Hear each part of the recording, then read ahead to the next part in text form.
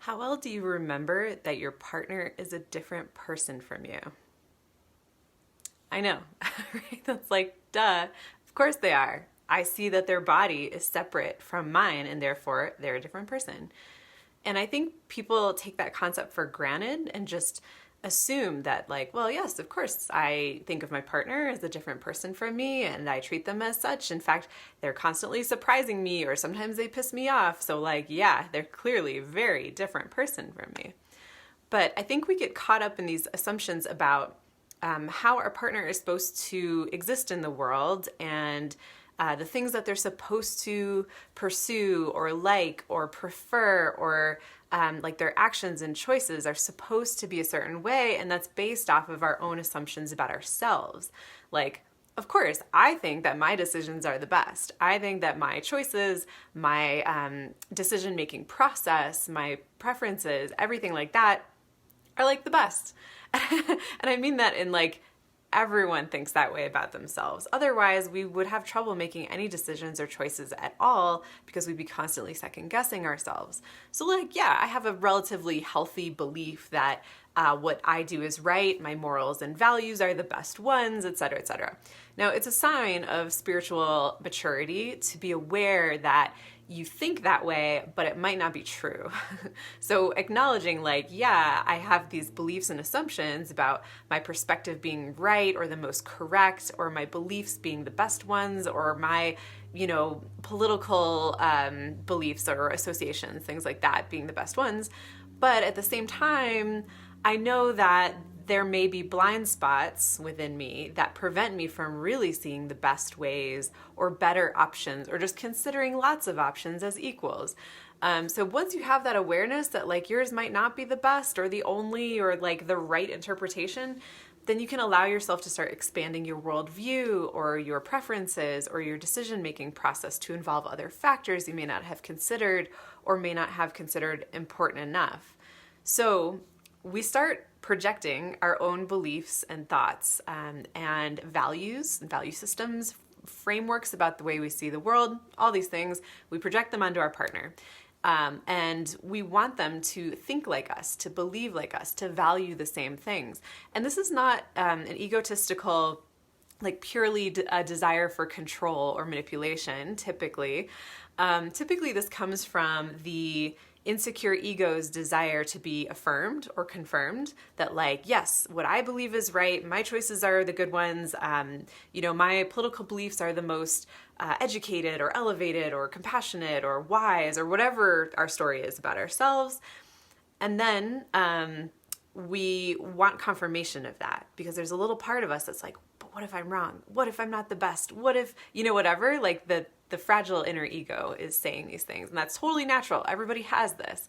And so we surround ourselves by people who believe and value the same things as us because, in part, it confirms our beliefs and values in those things ourselves that like, yes, I'm right. Look at all these other people who think the same way I do. This is the way the world is or should be, or my frameworks are unquestionably correct.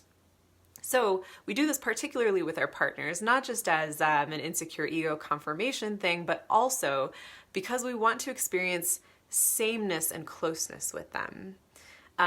You could call this intimacy, perhaps. It's not sexual intimacy, but it's a like personality cohesion, a gelling, a meshing. And when we feel that closeness with a partner, it's like, you believe what I believe. Damn right. We're the correct ones in the world. Or like, oh man, you hate the same things I do.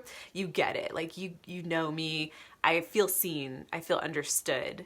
And I like that you're like me. We look for people who have a lot of similarities with us. Also, still not a bad thing. I'm getting to it. Because when we're first dating someone, we look for commonalities, similarities, because yes, that makes your life and relationship go smoother most of the time.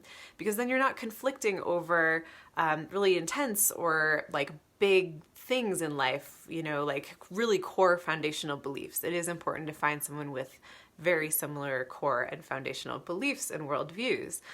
So when there's too much closeness and sameness, we start to make assumptions that our partner believes and thinks and feels the same way as us all the time. We may get upset when they voice something that's different than what we think or believe or feel, or a different interpretation on reality, or a different decision-making process. Like, why do you believe that? That's crazy. Or how could you have made that choice?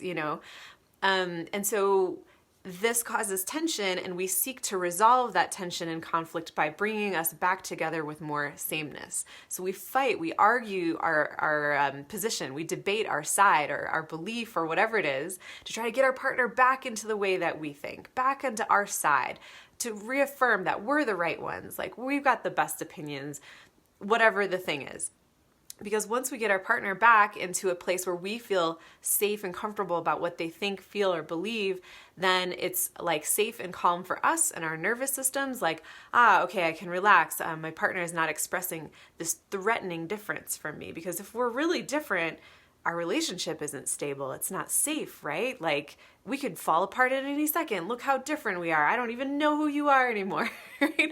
Our brains go to these extremes because it's the fear of loss, it's the fear of disconnection, the fear of not being loved and accepted and wanted and chosen in a relationship. All healthy things to want, but sometimes it can be an unhealthy way that we try to pull somebody back into our belief system and convince them to think the way that we think. And it's a lack of tolerance for difference. And actually, the tolerance for difference, to some degree, depending on the topic, of course, not like deeply ethical, some heavy issues where you're like, wow, topics for another video. A tolerance for that difference can actually be a sexy thing.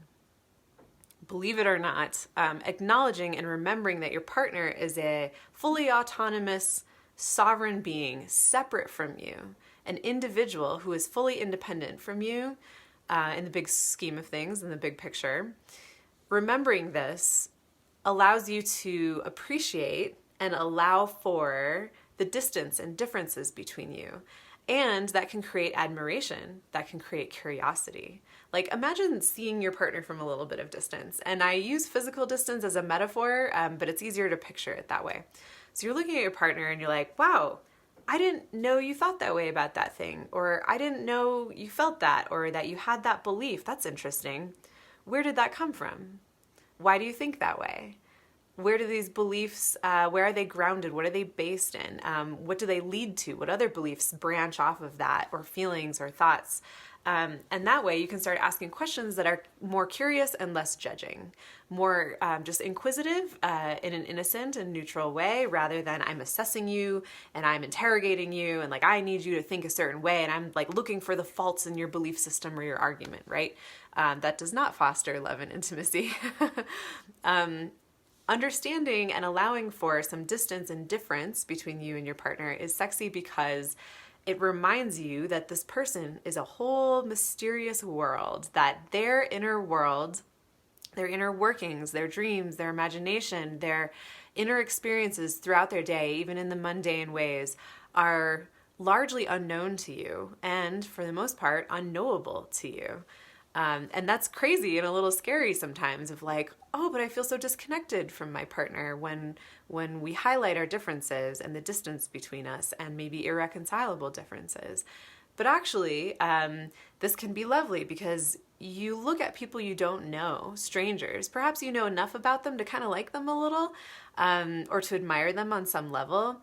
And to admire someone requires respect plus a little bit of mystery, a little bit of putting them on a pedestal. Like, I don't just have like a neutral respect for you, but I like things about you and I admire them. And I see you as this shining being. And whether or not you put them on a pedestal, obviously I don't recommend doing that in a full way.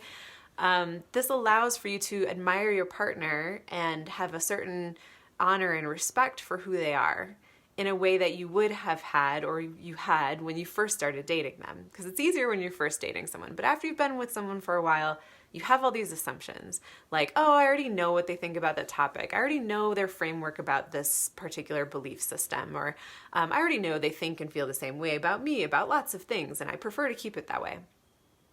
But if you can look at them and say, wow, there's a whole world inside you that I just not even privy to. And that's amazing. And I am curious about that world. I want to hear about it, whatever you're comfortable sharing. I want to honor that that is valid because it's your lived experience. your thoughts, your feelings, your beliefs, they're totally relative to you. They are subjective and valid because you came to your conclusions by your own path and your own way and your own reasons.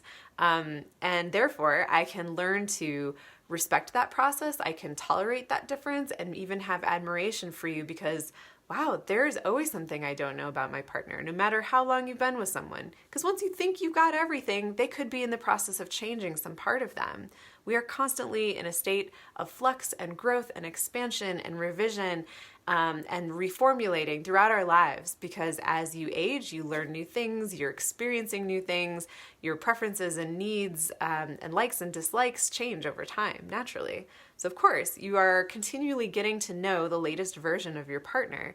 And if you see it that way, if that you keep that in the forefront of your mind about, wow, what a different and separate entity they are from me, you may have that appreciation, and that may decrease your urge to try to change them, to try to convince them to think or believe the way that you do, and it may foster understanding and respect as well as attraction. Because wow, there's so much I don't know, and that mystery is alluring to most people. No matter how much you think you know your partner, there's always something that you can be intrigued by. And sometimes this takes a little digging. It takes intentionality, searching, asking questions, getting curious, and having a neutral, non-judgmental mindset about it, because then whatever comes out, whatever comes to you can be admired. It can be seen as a gift, like, wow, thank you for sharing this interesting thing about you. I'm fascinated. And you're like, I feel a little like drawn to you about this, and like, what a mystery. I thought I held you, I thought I gotcha. Like, whatever kind of commitment you have with someone, but understanding that they truly are a separate, autonomous, fully formed and continuously blossoming person, you might recognize that you never truly got anybody. You can never truly keep or capture or pin down someone, whether that means literal commitments or just I pinned you down in terms of my understanding and my conception of who you are. And allowing for that change and that acknowledgement is freeing for both parties and fosters so much more attraction and magnetism between the two of you. So think about it. The partner you currently have, or one that you had recently in the past, how much were you frequently cognizant and aware of the fact that they were a fully different person from you? And how did that make you feel? All right, until next time.